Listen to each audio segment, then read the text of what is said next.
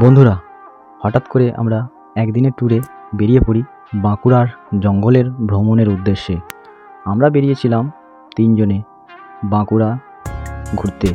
আর আজকে আমরা যে জায়গাটা ঘুরছি বা ঘুরে দেখছি সেইটা হচ্ছে যে বাঁকুড়ার ধানসিমলার খুব কাছাকাছি এবং খুব ভালো ফরেস্ট, সেটা হচ্ছে দুমনি ফরেস্ট। এবং তার সঙ্গে সঙ্গে আমরা কিন্তু ধানসিমলা ফরেস্টও ঘুরছি। এর আগের ভিডিওয় তোমরা দেখেছো আমরা কিভাবে বাঁকুড়ার এই ফরেস্ট পর্যন্ত এসে পৌঁছালাম।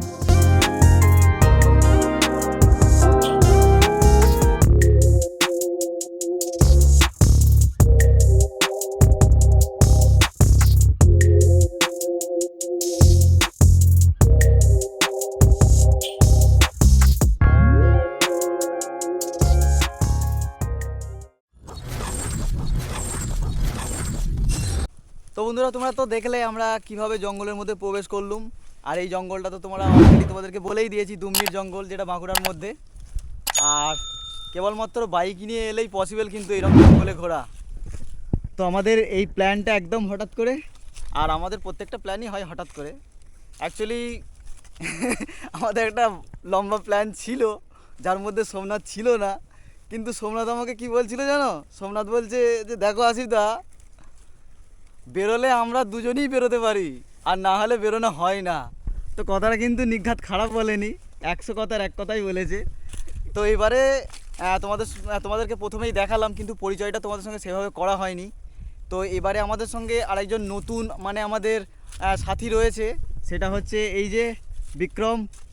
আর এই বিক্রমের বাড়ি হচ্ছে বর্ধমানে, আর আমরা হচ্ছি হুগলির। এবারে বর্ধমান আর হুগলি মিক্স করে বেরিয়েছি, দুটো ডিস্ট্রিক্ট একসঙ্গে। আর আমাদের সঙ্গে এবারে রয়েছে ইউনিকর্ন, এই যে দেখতে পাচ্ছ কালো কালারের, সেই পুরনো মডেলের এবং কি বলবো ইউনিক মডেলের, যেটা এখনও চলছে সেই ইউনিকর্ন। আর তার সঙ্গে সঙ্গে আমার রয়েছে 125 জিন্দাবাদ যেটা কিন্তু একদম দার্জিলিং সব কভার করে ফেললো এই 125। তো কেমন লাগছে বলো এই দুমনির জঙ্গল? দেখো, দারুণ লাগছে, দারুণ। কি অসাধারণ পরিবেশ।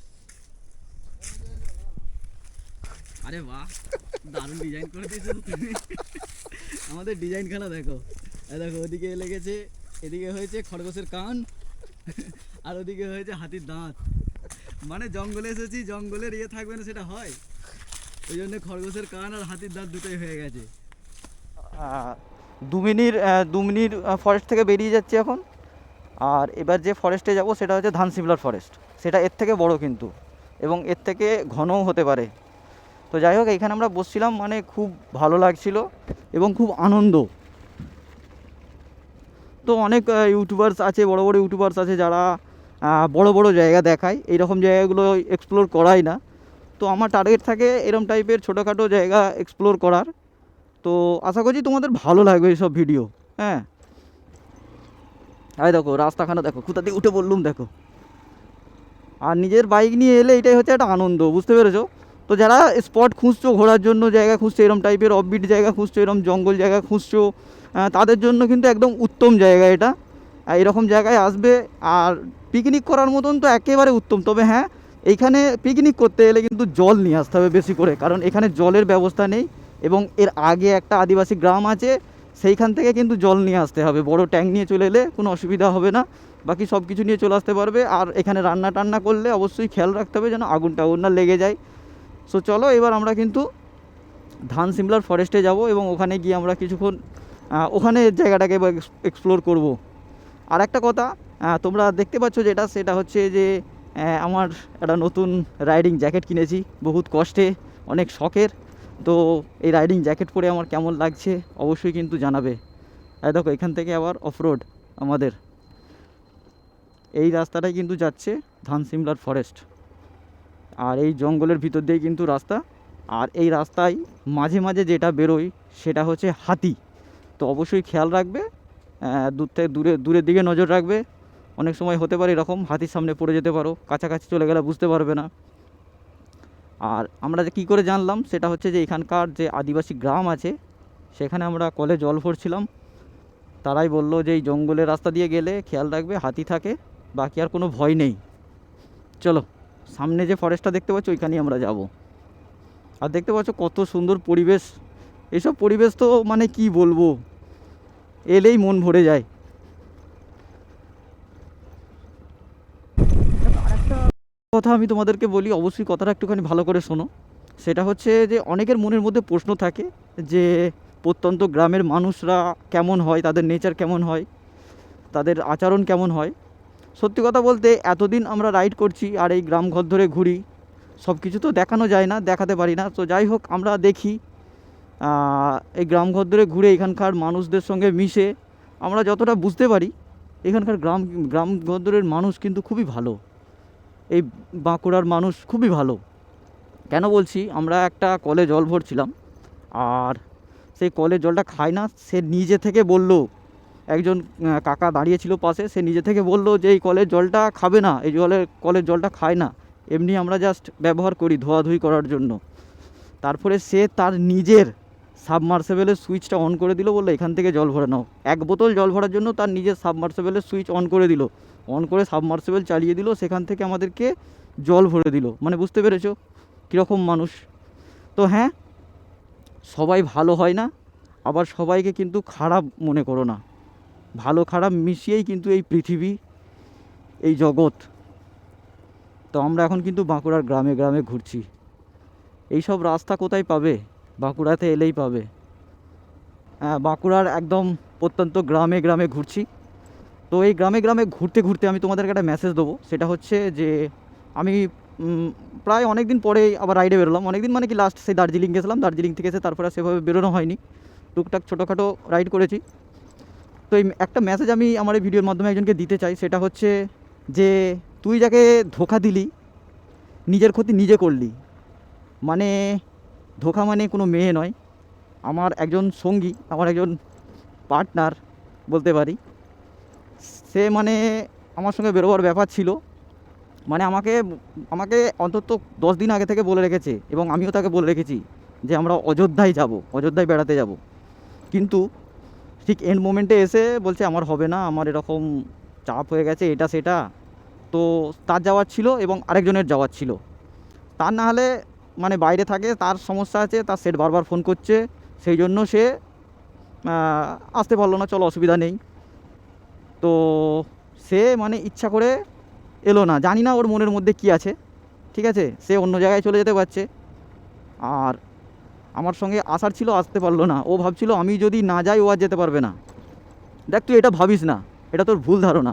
কিন্তু আমি তোকে একটা কথা বলে দিচ্ছি, শোন ভালো করে। এই ভিডিওর মাধ্যমে আমি তোকে মেসেজটা দিচ্ছি, যদি তুই কোনো সময় এই ভিডিওটা দেখিস বুঝতে পারবি তুই নিজের ক্ষতি নিজে করলি। কারণ আমার ঘোরার লোকের অভাব নেই, আর বিশেষ করে সোমনাথ তো আছেই। মানে সোমনাথ আছে মানে আমার আর কাউকে লাগবে না। সোমনাথকে আমি যখনই বলবো তখনই ও আমার কথা রাখে। অনেকবার এরকম হয় আমি ওর কথা রাখতে পারি না, কিন্তু ও আমার কথা রাখেই। এটাই হচ্ছে সবথেকে বড় মানে ব্যাপার। সত্যি বলছি, মানে খারাপটা আমার মনে লেগেছে। আর আমার যখন মনে খারাপ লাগে না ভাই, জীবনেও কোনো দিন আর মন পাওয়া যায় না। আমি স্বেচ্ছায় অনেকের অনেক উপকার করি, জানি না কতটা করতে পারি, বাট চেষ্টা করি। কিন্তু কেউ যখন আমাকে এইভাবে ধোঁকা দেয় না, তার প্রতি আমার যে ওই মানে এটা চলে আসে, আর জীবনেও কোনো দিন তার প্রতি আমার আর টান আসে না। মনে রাখিস ভাই, মনে রাখিস। ফরেস্টটাতে প্রবেশ করছি, এটাই অ্যাকচুয়ালি কিন্তু ধানসিমলার ফরেস্ট।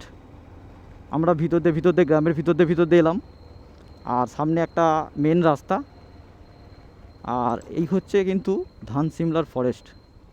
আর দেখতে পাচ্ছ, ফরেস্ট মানে ফরেস্ট হবেই, আর ফরেস্টে আসা মানেই মন তো পুরোপুরি শান্তিতে ভরে যায়। অনেক দিন পর বেরিয়েছি, তো আজ সত্যি কথা বলতে বিরাট আনন্দ লাগছে মনের মধ্যে, বিশাল হ্যাপিনেস। আমি জানি না সোমনাথের কতটা লাগছে, আমি জানি ও তো মানে বেরোবার জন্য পাগল হয়ে থাকে, সুযোগ পেলেই বেরিয়ে পড়ে। তো আমার বিরাট আনন্দ লাগছে ভাই আজকে। এই দেখো, এই হচ্ছে শাল গাছের ডেন্স ফরেস্ট, একবারে ঘন জঙ্গল। মানুষজন কম, গাড়ি ঘোড়াও কম, বিভিন্ন রকমের শব্দ, মানে শব্দ দূষণ, সেই দূষণ থেকেও আমরা মুক্তি রয়েছি এখন। স্বচ্ছ মানে স্বচ্ছ নিচ্ছি, অক্সিজেন নিচ্ছি বাতাস থেকে। আর কি চাই বলো, আর কি চাই। নিজের বাইক নিয়ে ঘুরছি, দারুণ লাগছে, দারুণ। কি সুন্দর লাগছে, খালি দেখো গাছগুলো হলুদ হয়ে আছে, বসন্ত আসছে, আর বসন্তর আগমন আমরা দেখতেই পাচ্ছি। সে আমাদের সঙ্গে ঘুরতে আসতে চাই, আমাদেরকে বলে যে তোরা যখন ঘুরতে যাস বাইক নিয়ে আমাদেরকে বলতে পারিস না, কাছাকাছি কোথাও গেলে আমাদেরকে বলতে পারিস না, আমরাও যেতাম। তো আমরা তাদেরকে বলি না, আমরা চলে আসি। তাদের খারাপ লাগে হয়তো, তো তাদেরকে বলছি সরি। আর যারা সুযোগ পায় তারা নিজের অবহেলায় হারায়, মানে জানি না কি নেশায় আছে, কি আবেগে আছে। সো যাই হোক, যারা সুযোগ পায় তারা তো সুযোগ নেয় না, আর অনেক আছে সুযোগ পায় না। তো দেখো কি সুন্দর পরিবেশ, কোথায় কোথায় ঘুরছি। আর আমরা এখন যে এরিয়ায় রয়েছি তোমাদেরকে আগেই বললাম, এটা হচ্ছে কিন্তু ধানসিমলার এরিয়া, ধানসিমলা ফরেস্ট। আর এই ধানসিমলা ফরেস্ট ঘোরার জন্যই আমরা কিন্তু মেনলি আজকে বেরিয়েছি। আর হাতির যে ব্যাপারটা বলছিলাম সেটা কিন্তু এই ফরেস্টের মধ্যেই আছে হাতি, ঠিক আছে। তো খুবই কেয়ারফুলি যখন এই ফরেস্ট দিয়ে যাবে দূরের দিকে তাকিয়ে থাকবে, যে কোনো সময় যে কোনো দিক থেকে হাতি আসতে পারে। আর এরা কিন্তু খুব রাগী হয়, কারণ এরা তো মানে জনবহুল এলাকায় থাকে না, জঙ্গলের মধ্যেই থাকে, তাই এদের পরিবেশটা নেচারটা এরকমই। এরা কিন্তু একদম সামনে পেয়ে গেলে ঘুটিয়ে শেষ করে ফেলে বুঝতে পারছো। সো যাই হোক, চলো কোনো ব্যাপার নেই, এখন আমরা ডাউনের দিকে যাচ্ছি। কি দারুণ অফরোডিং। আমাদের তো সেই ইয়ের কথা মনে পড়ছে, ঝাড়গ্রামের কথা, বেলপাহাড়ি। ও সোমনাথ, আমার সেই বেলপাহাড়ির ফরেস্টের কথা মনে পড়ছে, ওই রকম লাগছে না অনেকটা। দেখো দার্জিলিংয়ের ভাইব আলাদা থাকে, কিন্তু আমাদের এই বাঁকুড়া পুরুলিয়ার ভাইব আলাদা ভাই।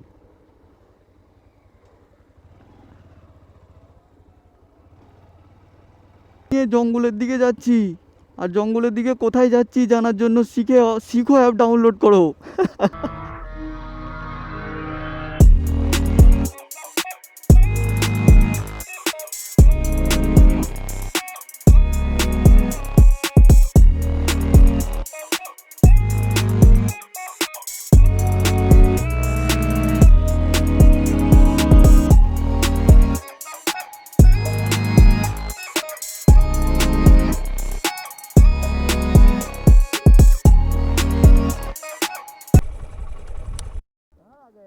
আগে সর্ষে বাড়িতে কি করে যেতে হয় শিখো অ্যাপ ডাউনলোড করো।